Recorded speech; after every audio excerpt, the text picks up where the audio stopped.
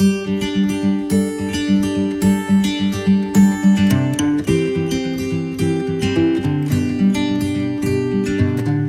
Assalamualaikum dan salam sejahtera. Bersama saya Cikgu Taufik bagi pembelajaran secara maya untuk subjek Bahasa Melayu. Pelajar-pelajar boleh membuka modul bagi darjah 4 dan 5 untuk bulan April 2020. Sebelum tu, jangan lupa like page MMTC di Facebook untuk mengetahui maklumat yang lebih lanjut.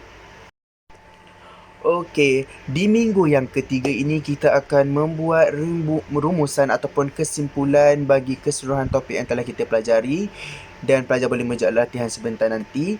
Okey, tata bahasa yang pertama yang telah kita pelajari ialah kata perintah. Kata perintah ni secara ringkasnya key point dia adalah untuk menunjukkan arahan. So pelajar kena ingat untuk menunjukkan arahan dan kebiasaannya kata perintah ni ada mempunyai imbuhan lah.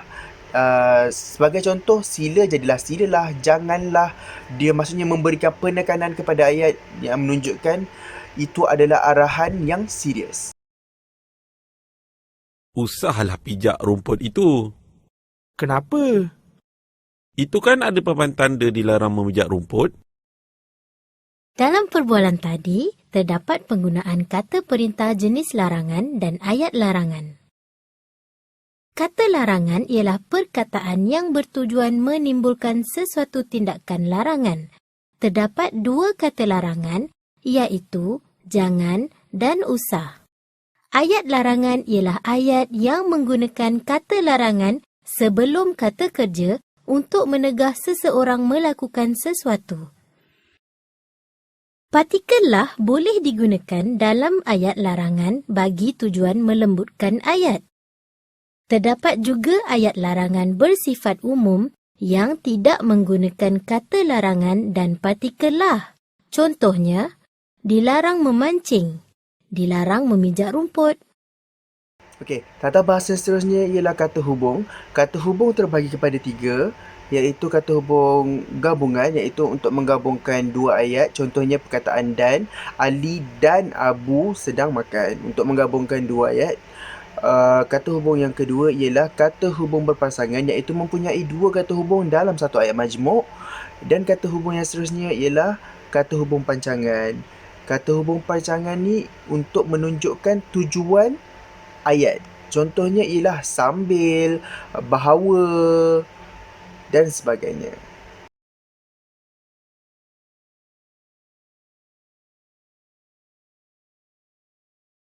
Dorothy pergi bercuti untuk menenangkan fikiran. Dia duduk di atas bukit hingga waktu senja.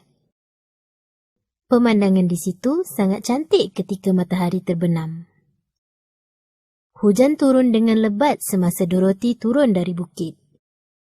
Dia berharap agar menjumpai tempat berteduh. Dia jatuh sakit kerana peristiwa itu. Situasi tadi ada menggunakan beberapa contoh kata hubung. Apakah itu kata hubung? Mari kita pelajarinya. Kata hubung digunakan untuk menghubungkan ayat-ayat kecil menjadi satu ayat lengkap. Ada 6 kata hubung dalam pelajaran hari ini. Antaranya termasuklah agar, hingga, kerana, ketika, semasa dan untuk. Untuk pengetahuan anda, setiap kata hubung mempunyai fungsi. Agar dan untuk berfungsi untuk menyatakan tujuan atau harapan. Hingga berfungsi untuk menyatakan had sesuatu.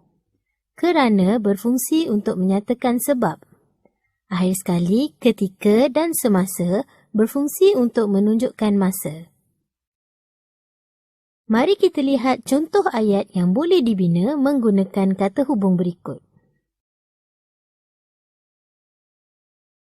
Bagaimanakah membentuk ayat yang lengkap menggunakan kata hubung? Ayat lengkap dibentuk daripada gabungan ayat 1 dan ayat 2 dengan kata hubung. Oleh itu, kata hubung amat penting bagi membentuk satu ayat yang lengkap. Okey, tata bahasa yang terakhir ialah kata bantu. Apa itu kata bantu? Kata bantu adalah kata yang kebiasaannya dia akan terletak di hadapan kata kerja dan fungsi kata bantu ini adalah menyokong kata kerja di dalam ayat. ataupun menyokong frasa lah di dalam ayat itu. Okey, mari tengok video penerangan. Jam menunjukkan pukul 11 malam. Namun begitu, Didi masih belum tidur. Dia sedang bermain permainan dalam iPad. Dia mahu main sehingga puas. Dia mungkin tidur lewat. Tahukah kamu perkataan masih, belum, sedang, mahu dan mungkin merupakan contoh kata bantu? Kata bantu ialah kata yang bertugas membantu frasa dalam ayat. Kata bantu digunakan di hadapan kata kerja. Kata bantu ada dua jenis iaitu kata bantu aspek dan kata bantu ragam. Kata bantu aspek menerangkan sesuatu perbuatan dari segi masa. Contohnya, telah, sudah, pernah, sedang, tengah, masih, belum dan akan. Kata bantu ragam menerangkan perasaan berkaitan perbuatan yang dilakukan. Contohnya, harus, mesti, perlu, hendak, mahu, dapat, boleh dan mungkin. Kata bantu aspek boleh hadir bersama-sama dalam satu ayat. Kata bantu aspek juga boleh hadir bersama-sama kata bantu ragam dalam satu ayat. Okey, seterusnya kita pergi kepada subtopik yang kedua iaitu teknik membuat ayat dan juga teknik membuat ulasan. Teknik membuat ayat yang telah kita bincangkan ialah teknik si budi dan juga teknik salam. Jika tak nak sentuh lebih lanjut, secara ringkasnya si budi ni untuk membuat ayat yang ringkas dan salam ni untuk membuat ayat yang panjang yang mempunyai tujuan sekali di dalam satu ayat. Seterusnya untuk membuat ulasan, kebiasaannya soalan akan memberikan grafik, data ataupun jadual dan pelajar diminta untuk membuat ulasan sepanjang 60 patah perkataan di dalam satu perenggan. Okey, ayo kita tengok video ini.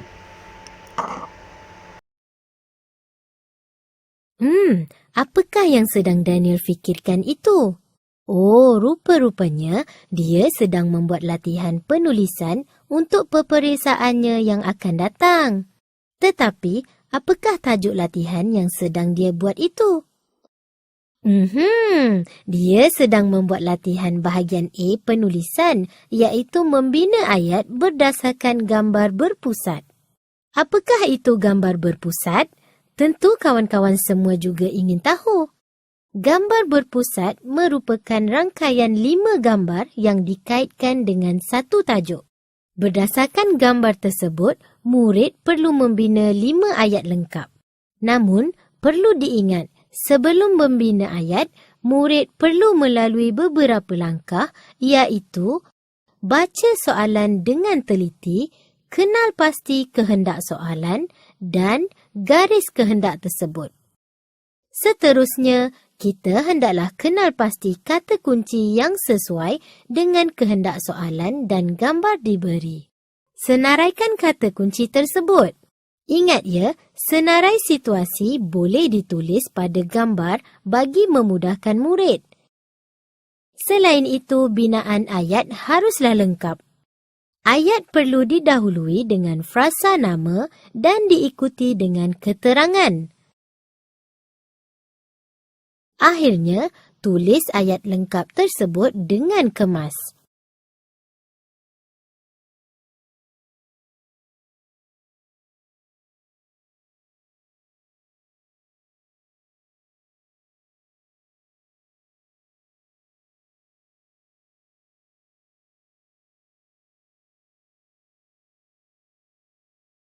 Aiman berjalan-jalan menuju ke taman permainan.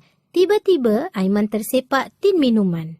Aiman mengambil tin tersebut dan memasukkan tin itu ke dalam tong kitar semula yang berada tidak jauh dari situ. Aiman terpandang gambar proses kitar semula yang terdapat di atas tong tersebut. Setelah melihat gambar itu, barulah Aiman tahu proses sebenar untuk mengitar semula bahan buangan. Gambar-gambar yang dilihat oleh Aiman itu merupakan maklumat tersurat yang dapat dilihat. Apakah pula maklumat tersirat, iaitu maklumat yang tersembunyi di sebalik gambar ini? Mari kita ambil contoh gambar ini. Gambar ini menunjukkan bahan kitar semula dijual kepada peraih. apakah yang akan kita peroleh? Ya, kita akan mendapat duit tambahan dengan menjual barang kita semula. Inilah merupakan maklumat tersirat. Daripada maklumat tersurat dan maklumat tersirat ini, barulah kita dapat menulis ulasan tentang proses kitar semula. Mulakan ulasan anda dengan menulis pendahuluan. Kemudian, tuliskan isi tersurat dan isi tersirat yang diperoleh tadi. Gunakan penanda wacana untuk memulakan ayat.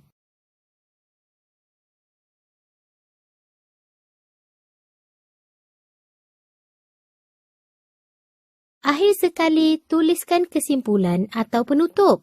Boleh juga sertakan peribahasa atau slogan. Okey, itu sahaja untuk minggu ni. Selepas ni, pelajar boleh mengisi siri latihan yang telah cikgu sediakan di dalam bentuk Google Form. Jika ada sebarang persoalan ataupun pertanyaan, boleh ajukan di dalam grup WhatsApp. Itu sahaja. Bye. Assalamualaikum.